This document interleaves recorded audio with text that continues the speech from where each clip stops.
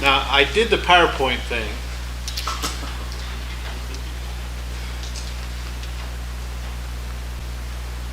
Is that not the right button? No, top. Turn it on the top button.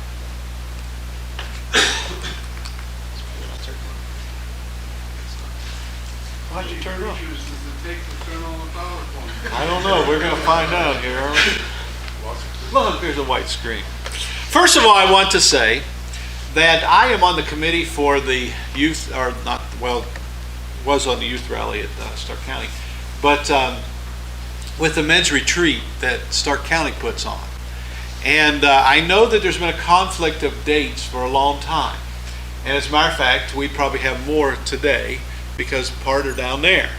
And but I want you to know that we're working on the date, and they're supposed to, the gentleman who's setting the date up is supposed to have the date changed. So we should be all right next year. Okay, you go to 2 men's days, and so that will be good. For us to say that we are blessed because Jesus came to this earth, I think sometimes, as we think it's such a great truth, that maybe we don't grasp the completeness of it. The fact that we have Jesus as an example, we have Jesus as our teacher, that we have the death, burial, and resurrection of Jesus, that because of Jesus, we can have the hope of heaven, that we can go to heaven. What a great truth that is. You know, I read many years ago where there was someone who said that Jesus dying on the cross was a mistake. And of course, the man who wrote that was trying to justify premillennialism, saying that the kingdom had not come yet. Let me try to say it again. No, but then so we look at that, and he was saying that Jesus was a mistake. And how could somebody say a mistake? But if you remember, Jesus himself tells us in Luke chapter 9, as he was talking there, that Jesus said there in verse 22, the Son of Man must suffer and be rejected by the elders and chief priests and scribes and be killed and be raised the 3rd day. Guys, Jesus was not a mistake. Jesus humbling himself, even to the point of death, that Philippians chapter 2 tells us, was not a mistake. Being humble is not a mistake. Now this morning what I want to do is I'm probably maybe doing this a little bit different than maybe Steve when he called me asked about. I don't know, and it's a little bit different to how David presented his to this morning. But what I want us to do is I want to talk about the humility of Christ. For us to understand humility, and David talked about being holy. To be holy, we got to be like God. And to be humble, we need to be like Jesus. And the best way to understand about the humility and being humble is looking at Jesus. If Jesus had a philosophy, and I don't know if you can use that with, the church of philosophy. Sometimes those things are contradictory, aren't they? But if Jesus had a philosophy, I think it would be the philosophy of the way up is down. Because really when we look at Jesus and we look at who Jesus is, John 1 and verse 1, in the beginning was the Word, and the Word was with God, and the Word was God. Think about who Jesus is. As we think about the holiness, and as David shared with us, we think about the holiness of God. Think about in there that it says, and Jesus, the Word, was with God, and He is God. And of course we know in verse 14, and the Word became flesh, and we beheld, and became flesh and dwelt among us, and we beheld the glory of the only begotten of the Father, full of grace and truth. When we talk about humility and being men of humility, we have to look at Jesus. To understand what it is to be humble, we have to look at Jesus and realize that Jesus, the Son of God, humbled himself so that you and I could not only be holy, but we can be like God. And what I want to do this morning is I want to use our text, Philippians 2, verse 5 through 8. We're going to be using that text, and I want to notice some things that Jesus did through this text that can help us, I hope helps us, to be men that are holy and men of humility like God would have us to be, that we'd be holy and that we'd be humble. The first thing I want to notice that the passage here tells us about is that Jesus left his glory. Jesus suffered the loss as of a possession that he left heaven. You know, I read about heaven in the scriptures, and I read about it, and I think about heaven, and I think about what heaven's going to be like, and think about a place that has no pain, that has no sorrow, has no unholiness in it. You know, a place that's perfect as God planned it to be. And yet Jesus, being a part of God to help us, left that. Paul explains it this way. Paul says it this way in 2 Corinthians 8 and verse 9. For you know the grace of our Lord Jesus Christ, though he was rich, for your sake he was made, for your sakes, I'll get it right, he became poor, that you through his poverty might become rich. When we think about the humility of Jesus Christ, Jesus gave up heaven to come here to help us. You know, when he's talking about rich here, I don't think he's meaning that we're going to be wealthy materially, even though that God has blessed us very richly, especially here in America. But the fact is Jesus is able to help us spiritually. Help us to be rich like God. And it took Jesus in humility to do this. You know, to me, this makes a whole lot more meaning, you know, when you combine that to verses like John 3:16. For God so loved the world that he gave his only begotten Son, that whomever should believe in him shall not perish but have everlasting life. God gave his Son. God gave his Son who left heaven to come here. And then you take into account 1 John chapter 2 and verse 2, when it says, and he himself is the propitiation for our sins, and not for ours only, but also for the whole world. That word propitiation is a unique word. It's taken me a long time to say. You know, I can't say some words, as you've already seen this morning. I struggle with that. But this idea of propitiation. Not only did Jesus leave heaven, emptied himself out, humbled himself, so that we can have life with God, but he became the propitiation. He came to avert the wrath you and I deserve. He came to avert the wrath of God that we deserve because we sin. We sin, don't we? Not that we want to. Sometimes we are unholy and we need help. And Jesus is the propitiation. Jesus averts the wrath. And it all came about because Jesus humbled himself. Now, I want you to think about with this. Think about the idea of humbling is the fact that how much do we hold on to material things? How much do we hold on to this life? How many times as men that we get tied up in this life? And notice Jesus reminds us, he says, for what profit it is to a man if he gains the whole world and loses his own soul? Or what will a man give in exchange for his soul? There's nothing, guys. Listen, there is nothing more worth than your soul. And as you think about that and you think about being humble, we need to be humble like Christ, to be filled with Christ, to be filled with God. Jesus, who had everything perfect, was willing to come here. And that brings us, as Paul, I'll get the right person, talks, as he left heaven, where did he go? He ascended here. He came to this world. And a part of his humility, the part of him coming here, is he just didn't come to this world, but as Jesus came to this world, he came with a mission, didn't he? Jesus came for a reason. When we think about humility and being a part of Christ, we have a mission. And of course, first of all, is to live for God.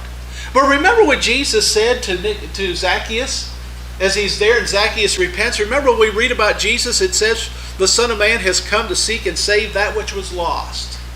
Jesus came with a mission. Not only did he leave heaven, but he descended here. He came here. He came here with a mission. When I read about Jesus, in particular the subject of singing, I like to sing. And you might say, well, what does this have to do with singing? I'll tell you in just a moment.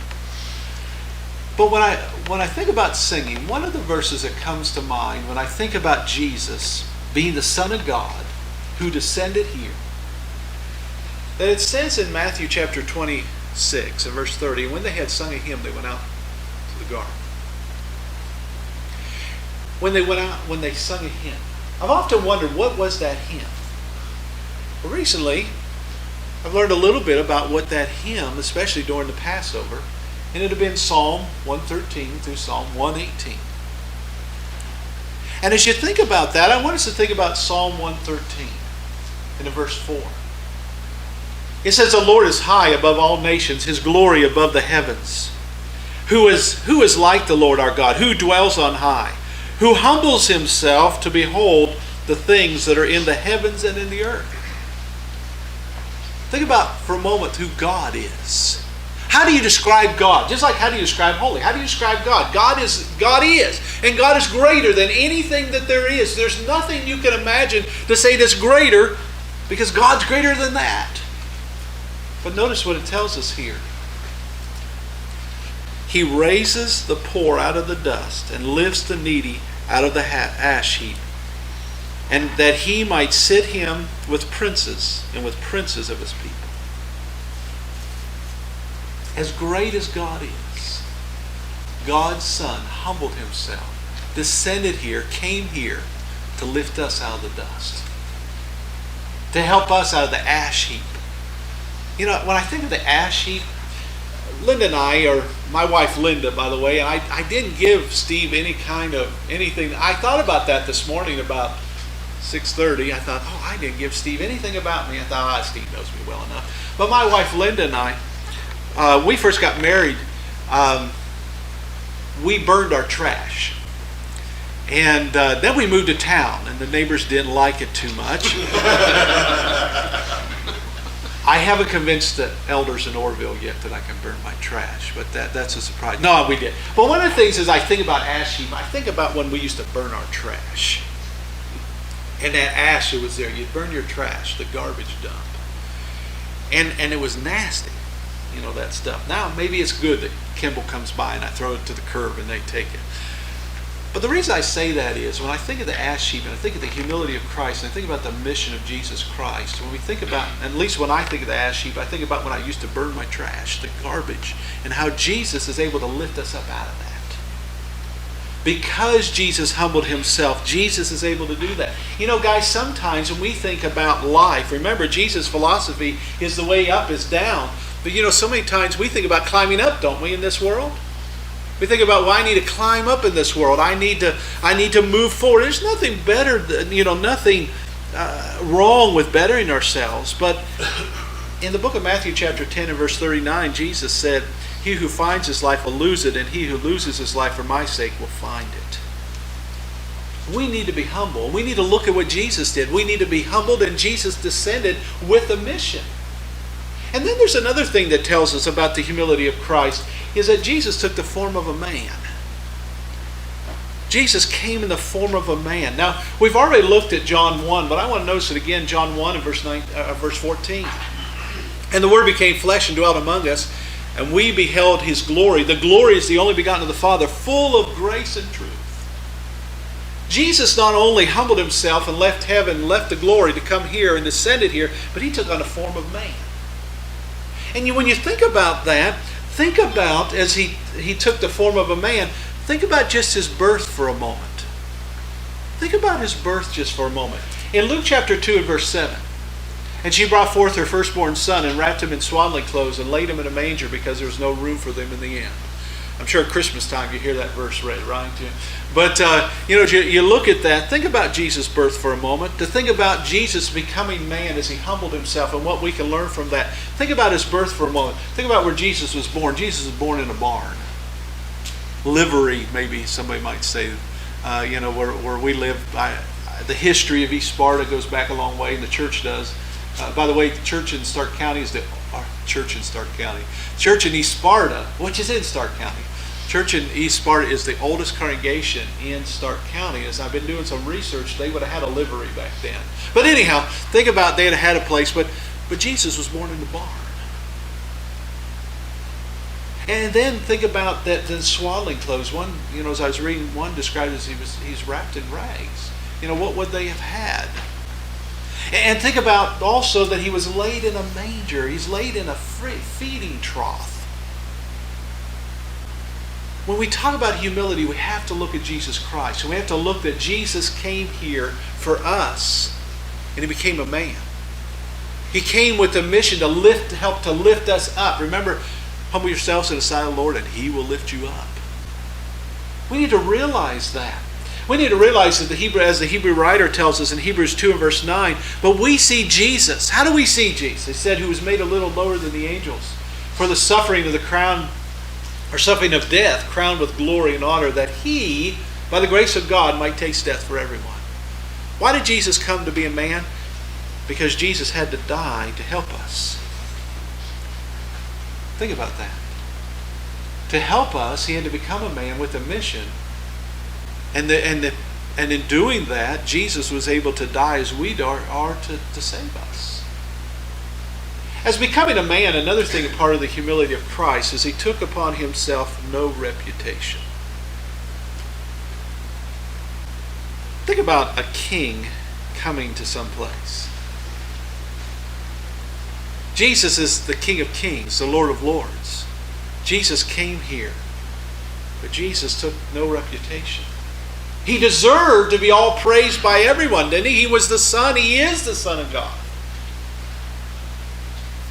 In 1 Corinthians chapter 1 and verse 26, listen to how Paul says this, for you see your calling, brethren, that not many wise according to the flesh, not many mighty, not many noble are called. Jesus came, even though he deserved to be noble, and he is noble, and he is holy, but he humbled himself. He humbled himself so that we can have life, so that we can be right with God. Going back again to Psalm 113, verse 7 and 8, he rises the poor out of the dust and lifts the needy out of the ash heap, that he may sit him with the princes of his people. I read where someone said one time that, and I don't know who said this, but sometimes if you just simply say, don't know, maybe we're safe that way, but I don't know who said it. But so few of us are big enough to become little enough to be used by God. Jesus humbled himself and came so that we could have life. And not only that, but from this passage as we look at Jesus, another thing is that Jesus took on our nature. Reading from the book of Isaiah 53. I want to begin verse 7, read through verse 12. He was oppressed and he was afflicted, yet he opened not his mouth. He was led as a lamb to the slaughter, and as a sheep before its shears is silent. He opened not his mouth. He was taken from prison and from judgment. Who would declare his nation? For he was cut off from the land of the living. For the transgression of my people he was stricken.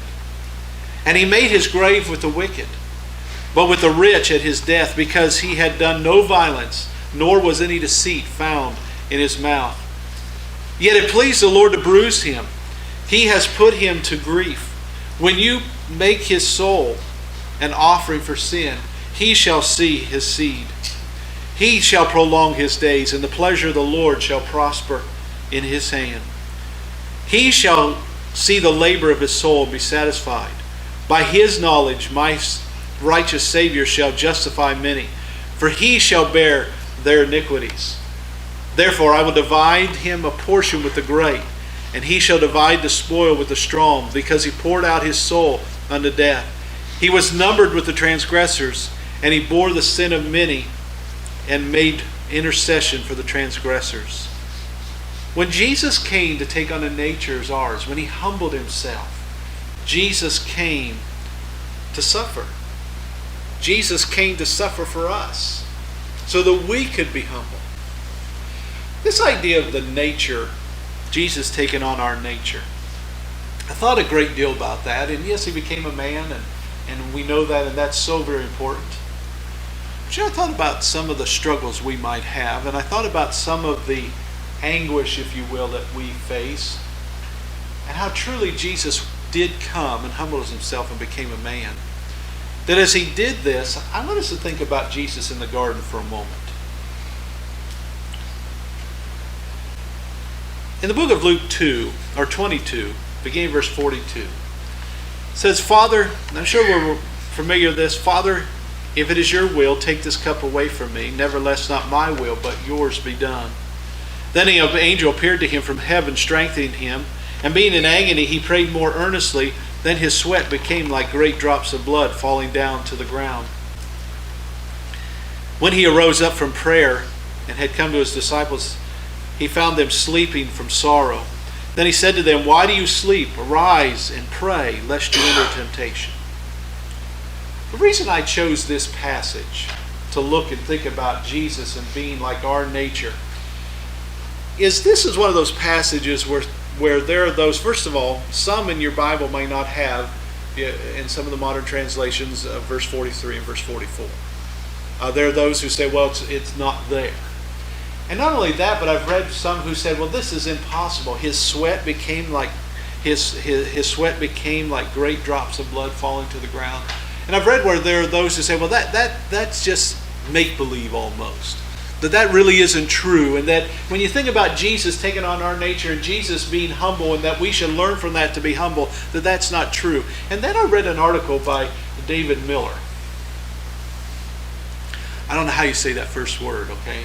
And us.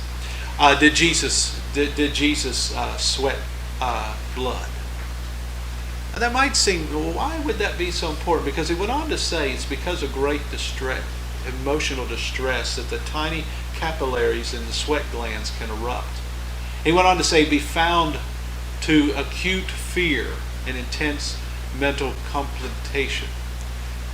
When we look at this, when we think about fear, somebody may argue and say, well, did Jesus fear the cross? I don't know if I could say that. I do know that he was concerned about the cross. Was he nervous? Yeah. But what I want to notice here is when we think about humility and what Jesus has done for us, and what does it mean he took on our nature, is Jesus felt the pain we feel. And can you imagine being one that was hanging on the cross for mankind? And that overwhelming, for better lack of word, stress. And I think that's good, emotional stress. Think about what Jesus was dealing with. It shows the humility of Christ, doesn't it? That this really happened. By the way, just one side note. I've read in a couple different sources where it says that when the soldier pierced Jesus' side and out came blood and water. There are those, and I don't understand all the medical things, but there are those who say that as that happened so very quickly that they believe Jesus died of an erupted heart. I don't know if you've read that or not. But think about that he humbled himself. He left heaven and came here to bear sin for us. To learn about humility, we have to learn about Christ. Going back to our passage, one of the things we find that he not only took no reputation and took on a nature like ours, but he became a servant. If we want to be humble, we need to serve. Jesus himself said in Matthew chapter 10 and verse 45, it was Jesus who said, for even the Son of Man did not come to be served, but to serve and give his life a ransom for many. A part of humility, and a part of being holy, and a part of being humility and being humble is service. To serve. And when you think about that, think about what Jesus did in John chapter 13. Remember what Jesus did? After supper was over, Jesus took his coat off and he girded himself with a towel and he got water and he started to wash the apostles' feet. Remember, it came to Peter and Peter said, you're not washing my feet. What are you doing, Lord? And he said, well, if I don't wash your feet, then you have no part of me. And Peter said, well, give me a bath. Well, what about my hands and my feet? Jesus said, no, Peter, you're okay. You're clean because of me. But we find that happening. In the beginning of verse 12, it says, so when he had washed their feet, taken his garments and sat down again, he said, do you know what I have done to you? You call me teacher and Lord. You say, well, for so I am. Now notice verse 14. If then I, your Lord and teacher, wash your feet, you also ought to wash one another's feet. They seen him as a great teacher, and yes, they began to learn he was Lord, Remember, Jesus humbled himself and came here so that you and I could have life. But he said, if your Lord and teacher does this. And as we go on, he tells us here, and I have given you an example that you should do as I have done. Most assuredly I say to you, you are a servant. Or I say to you, a servant is not greater than his master, nor is he who is sent greater than he who sent him. I'm not advocating, okay? I don't want anybody to go back and say, hey, that guy that's leaving East Sparta and in a month is going to be at Orville said that we need to have feet washing services. Of course, but we need to serve. Part of humility and being humble is serving. One lady at East Sparta said, when we were studying this one time, she said, I said, are we supposed to wash each other's feet? And she said, well, if it needs to be done. and as she went on to say, she said, whatever needs to be done, we need to be willing to serve. And I think that's Jesus' point. He said, I am the Lord and teacher. If I wash your feet, think about being humble.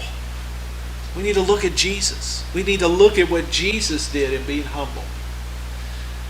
Now, as we look at this, we've seen that he left the glory of heaven. He descended. We find he took on the form of a man. He made himself of no reputation. He took on our nature and sufferings. He became a servant. Now, I've pointed all these things out as we look at this to lead us up as we look at Jesus and the fact that Jesus is the Lamb of God. What's interesting to me when I was reading Isaiah as I was preparing for this is I thought about in Acts 8 verse 32 and 33. Remember Philip, the Spirit sends Philip, and boy, I wish sometimes the Spirit would do that, don't you? Go down to that street and there'll be somebody crossing the cross and you just start to talk to them and tell them about Christ. Wouldn't it be great if he did it that way? But those opportunities are there every day, by the way. But we find this, and it's interesting to me. It says, the place of the scripture which he read was this. He was led as a sheep to the slaughter, and as a lamb before its shears is silent, he opened not his mouth. In his humility his justice was taken away, and who will declare his generation? For his life is taken from the earth. Remember as the Ethiopian eunuchs read that, and they begin to ask, do you understand? And he says, no, is this about this man or somebody else? Remember what happened there? And Philip opened his mouth and began to preach Jesus. As Jesus is the Lamb of God, it needs to make us humble. Or at least it needs to humble us. And think about being humble. In being the Lamb. Many years ago, remember with Abraham, back in Genesis 22, many generations ago, I guess we should say. Remember when Abraham, who was 100 years old, had Isaac. And then Isaac gets a little bit older. And God says, Abraham, I want you to take your son. And I want you to take him up into the mountain of Morah. And I want you to sacrifice him. So Abraham gets up the next morning, packs everything up, and he travels for 3 days. And he gets there. And they go up on the mountain. And on their way up, Isaac said, Father. And he said, here am I, King James Version. As he said, as they're talking, he said, I see the fire, and I see the knife, and I see the wood, but where's the lamb? Remember what Abraham said to his son? God will provide the lamb, didn't he? That day, God provided a ram that was caught in the thicket so he could sacrifice that to God. But Jesus became that lamb. Jesus is the Lamb of God. Now I'm thinking about all this and thinking about what we've talked about. I've wanted to do, and what my goal was with this, is to help us to look at Jesus and the humility of Jesus to help us to be humble. To realize that we need to let go of this world and we need to hold on to God. Jesus was willing to empty himself out. Jesus had a mission. We need a mission too. And our mission's the same, and that is to save souls. That we need, as we think about reputation and be a man, we need to be Christians. And as Christians, we need to serve as we seen with Jesus. And we need to be like the Lamb of God. Peter told those sojourners in 1 Peter chapter 5, really we're sojourners, aren't we? My dad's favorite song was "This World Is Not My Home." And even right up till he died, that was his song. And he believed that he was looking for something better. And guys, as we are to be humble, we're looking for something better. That's what these people in 1 Peter were doing. In 1 Peter chapter 5, verse 6, he says, we read there, "Therefore humble yourselves under the mighty hand of God, that He may exalt you in due time." We need to be men of humility. And the only way we can really understand humility is looking at Jesus. And we need to ask ourselves a question. Are we willing to dethrone self to enthrone Christ? We need to be men of humility. Now, I don't know what time I was supposed to stop. I didn't look. But I want to encourage you with this. And I hope I've said something. I hope that I don't, when I talked to Steve gave me the idea, and that was months ago, and thought about what the 4 H's here. And I hope that this and looking at Jesus will help you to be humble.